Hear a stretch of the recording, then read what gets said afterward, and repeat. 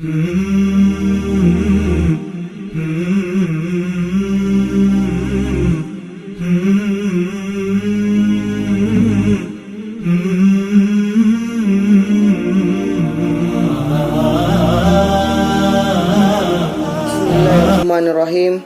Assalamualaikum warahmatullahi wabarakatuh. Innal hamdalillah nahmaduhu wa nasta'inuhu wa nastaghfiruh wa na'udzu billahi min shururi anfusina wa min sayyiati a'malina. May yahdihillahu fala mudhillalah wa may yudlil fala hadiyalah. Asyhadu an la ilaha illallah wa asyhadu anna Muhammadan abduhu wa rasuluh, amma ba'd. Segala puji bagi Allah, Tuhan semesta alam yang menguasai hari pembalasan. Hanya kepadanya lah kita menyembah dan hanya kepadanya lah kita meminta pertolongan. Allah lah yang memberikan kita nikmat yang begitu banyak, baik itu nikmat kesehatan maupun nikmat kesempatan.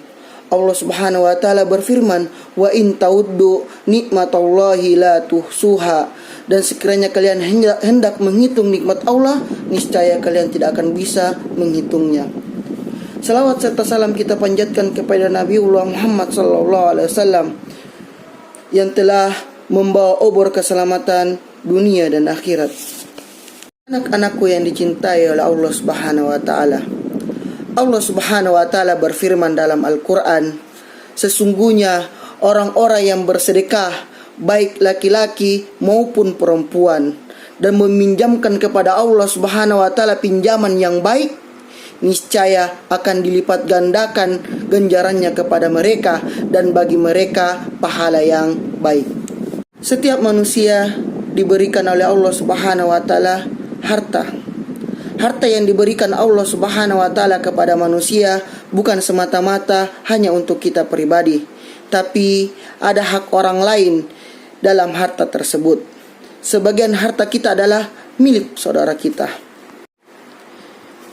Kita sebagai umat manusia sudah sewajarnya untuk membagi satu sama lain. Ingatlah wahai anakku, barang siapa yang meringankan pekerjaan, barang siapa yang meringankan urusan orang lain, maka Allah Subhanahu wa taala akan meringankan urusan kita di dunia maupun di akhirat. Sedekah bisa mengajarkan kita tentang apa artinya kepedulian. Kepedulian kepada saudara kita, kepedulian kita kepada sesama kita, kepedulian kita kepada makhluk-makhluk Allah Subhanahu wa taala. Tak perlu kita khawatir, tak perlu kita takut miskin karena bersedekah.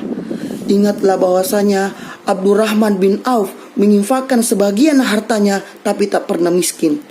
Ingatlah bahwasanya Abu Bakar radhiyallahu an menginfakkan seluruh hartanya tapi tak pernah jatuh miskin. Mengapa para sahabat terdahulu kita menginfakkan, berlomba-lomba menginfakkan hartanya?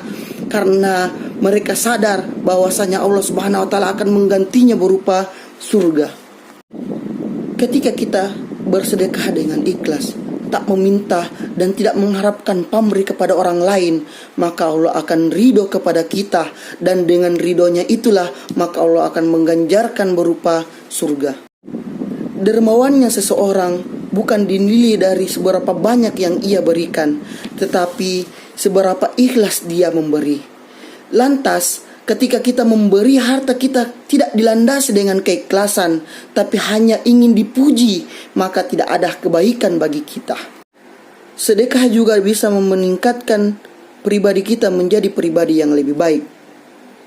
Dengan sedekah ini dapat membersihkan diri kita sehingga segala doa-doa yang kita panjatkan kepada Allah Subhanahu wa taala akan terkabulkan. Ketika kita mendapatkan masalah, siapakah yang akan menolong kita?